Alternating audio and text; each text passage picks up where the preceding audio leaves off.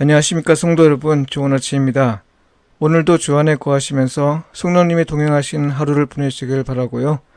하나님과 이웃에게 진실된 마음으로 반응하며 사시길 축복하며 기도합니다. 오늘 묵상 본문은 사사기 3장입니다. 여호와께서 가나안의 모든 전쟁들을 알지 못한 이스라엘을 시험하려 하시며 이스라엘 자손의 세대 중에 아직 전쟁을 알지 못하는 자들에게 그것을 가르쳐 알게 하려 하사 남겨두신 이방 민족들은 블레셋의 5 군주들과 모든 가나안 족속과 시돈 족속과 바알 헤르몬 산에서부터 하맛 입구까지 레바논 산에 거주하는 히위 족속이라. 남겨두신 이 이방 민족들로 이스라엘을 시험하사 여호와께서 모세를 통하여 그들의 조상들에게 이르신 명령들을 순종하는지 알고자 하셨더라. 그러므로 이스라엘 자손은 가나안 족속과 헷 족속과 아모리 족속과 브리스 족속과 히위 족속과 여부스 족속 가운데 거주하면서 그들의 딸들을 맞아 아내로 맞으며 자기 딸들을 그들의 아들들에게 주고 또 그들의 신들을 섬겼더라. 이스라엘 자손이 여호와의 목전에 악을 행하여 자기들의 하나님 여호와를 잊어버리고 바알들과 아세라들을 섬긴지라.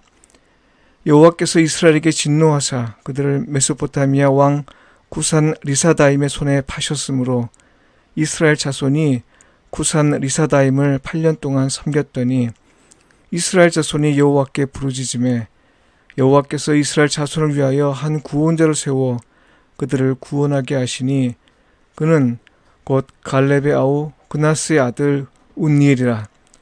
여호와의 영이 그에게 임하셨으므로 그가 이스라엘의 사사가 되어 나가서 싸울 때에 여호와께서 메소포타미아 왕 구산 리사다임을 그의 손에 넘겨주심에 운니엘의 손이 구산 리사다임을 이기니라.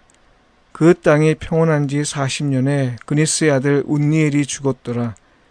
이스라엘 자손이 또 여호와의 목전에 악을 행하니라. 이스라엘 자손이 여호와의 목전에 악을 행함으로 여호와께서 모압 왕 에글론을 강성하게 하사 그들을 대적하게 하심에 에글론이 암몬과 아말렉 자손들을 모아가지고 와서 이스라엘을 쳐서 종려나무 성읍을 점령한지라. 이에 이스라엘 자손이 모압 왕 에글론을 18해 동안 섬기니라. 이스라엘 자손이 여호와께 부르짖음에 여호와께서 그들을 위하여 한 구원자를 세우셨으니 그는 곧 베냐민 사람 게라의 아들 왼손잡이 에훗이라. 이스라엘 자손이 그를 통하여 모압 왕 에글론에게 공물을 바칠 때에 에훗이 길이가 1규빗 되는 좌우에 날선 칼을 만들어 그의 오른쪽 허벅지 옷 속에 차고 공물을 모압 왕 에글론에게 바쳤는데 에글론은 매우 비둔한 자였더라. 에훗이 공물 바치기를 마친 후에 공물을 메고 온 자들을 보내고 자기는 길갈 근처 돌 뜨는 곳에서부터 돌아와서 이르되 왕이여, 내가 은밀한 일을 왕에게 아뢰려 하나이다 하니 왕이 명령하여 조용히 하라 하매 모셔선 자들이 다 물러간지라. 에훗이 그에게로 들어가니 왕은 서늘한 다락방에 홀로 앉아 있는 중이라. 에훗이 이르되 내가 하나님의 명령을 받들어 왕에게 아뢰 일이 있나이다 하매 왕이 그의 좌석에서 일어나니 에훗이 왼손을 뻗쳐 그의 오른손 허벅지 위에서 칼을 빼어 왕의 몸을 찌르매 칼자루도 날을 따라 들어가서 그 끝이 등 뒤까지 나갔고 그가 칼을 그의 몸에서 빼내지 아니하였으므로 기름이 칼날에 엉겼더라. 에훗이 현관에 나와서 다락문들을 뒤에서 닫아 잠거니라. 에훗이 나간 후에 왕의 신하들이 들어와서 다락문들이 다 잠겼음을 보고 이르되 왕이 분명히 서늘한 방에서 그의 발을 가리우신다 하고 그들이 오래 기다려도 왕의 다락문들을 열지 아니하는지라. 열쇠를 가지고 열어본즉 그들의 군주가 이미 땅에 엎드러져 죽었더라.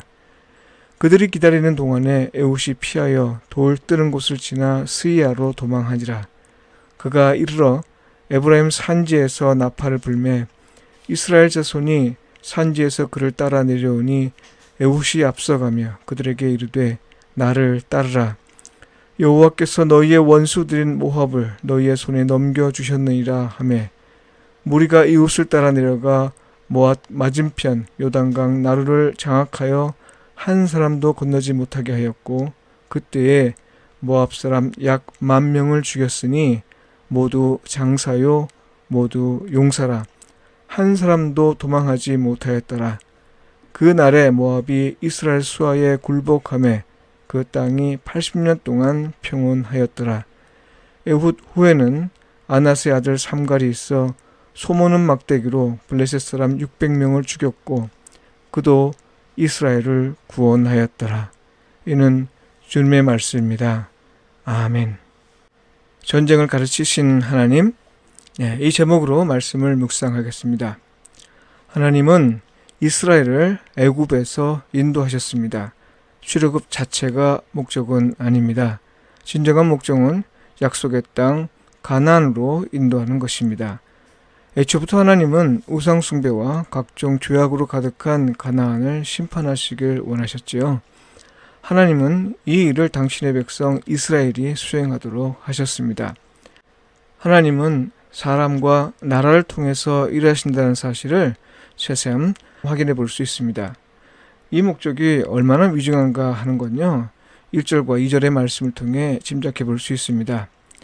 여호와께서 가나안의 모든 전쟁들을 알지 못한 이스라엘을 시험하려 하시며 이스라엘 자손의 세대 중에 아직 전쟁을 알지 못하는 자들에게 그것을 가르쳐 알게 하려 하사. 무슨 말인가요? 하나님은 당신의 일을 이루시기 위해 이스라엘 백성에게 전쟁을 가르칠 계획까지도 세우신 겁니다. 평화의 하나님이 어떻게 이런 계획을 할 수 있을까요? 신약의 예수 그리스도를 통해 하나님을 알게 된 사람들은요, 구약의 하나님을 받아들이기가 쉽지 않았습니다. 오늘날 평화주의자들 역시 그렇습니다. 전쟁을 수행하도록 계획하고 또 그 계획을 이스라엘 백성으로 실행하도록 했다는 것 자체를 인정하지 않으려 합니다. 그래서 교회사 인물들 가운데는요, 구약의 하나님을 부정하고 오직 신약의 하나님만 인정하려는 사람들이 있었을 정도입니다. 그러나 여러분, 본문을 잘 읽어야 합니다. 전쟁을 가르치려 한 건요, 이스라엘이 하나님의 말씀에 순종하지 않은 결과입니다. 하나님은 처음부터 가나안 족속을 모두 쫓아내길 원하셨습니다. 그러나 이스라엘 백성은 그렇게 하지 않았지요. 그들을 남겨두었습니다. 그래서는 안 되었는데요. 그래서 하나님은 당신의 뜻을 온전히 이루시기 위해 아직 한 번도 전쟁을 치르지 않은 이스라엘 자손에게 그 일을 하도록 하신 겁니다. 다시 말해서 순종하지 않은 그들을 멸하는 대신에 기회를 주신 것이죠. 성경은 그것을 두고 하나님이 이스라엘 백성을 시험하신 것이라 이렇게 말했습니다. 여기서 우리가 확인할 수 있는 건요, 하나님은 우리의 순종을 통해 당신의 약속을 온전히 성취하시길 원하신다는 겁니다.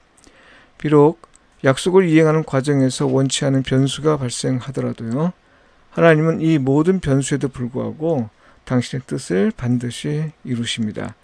이를 위해 당신의 백성이나 이방인을 사용하십니다. 그러니까 전쟁을 알게 하신 것을 두고 여호와께서 이스라엘을 시험하려 하신다, 이렇게 말한 것이죠. 그런데 이스라엘 백성은 하나님이 원하시는 것에 집중하지 않았습니다. 하나님이 주신 복을 자기의 욕망을 채우는 일에 사용하였습니다. 조상들이 불순종하더니 자손마저도 불순종한 겁니다. 하나님은 이것에 대해 진노하셨고 심판하셨습니다. 그것이 전쟁을 가르치시면서 가나안 족속의 공격을 받도록 하신 겁니다. 하나님이 약속을 온전히 이루시기 위해 전쟁을 가르치시기도 했다는 말씀을 읽으면서요, 이런 질문이 들었습니다. 하나님 자신에 대한 이미지에 심각한 해를 입힐 정도임에도 가나안 땅에 거주하는 7 족속을 완전히 쫓아내는 것이 그토록 중요한 일이었던가 하는 거죠. 왜 그런 걸까요? 오늘날과 같이 서로 다른 사람들이 협력하여 함께 거하는 걸 미덕으로 여기는 사회에서 이 사실은 어떻게 이해할 수 있을까요? 이 사건은 오늘 우리에게 무엇을 의미할까요? 어려운 질문입니다. 그러나 성도 여러분, 기억해야 할 일이 있습니다. 가나안 7 족속의 죄악은 우상 숭배에 있었다는 겁니다. 이게 사실 별거 아닌 것 같지만요, 우상은 인간이 자기의 욕망을 종교로 승화시킨 겁니다.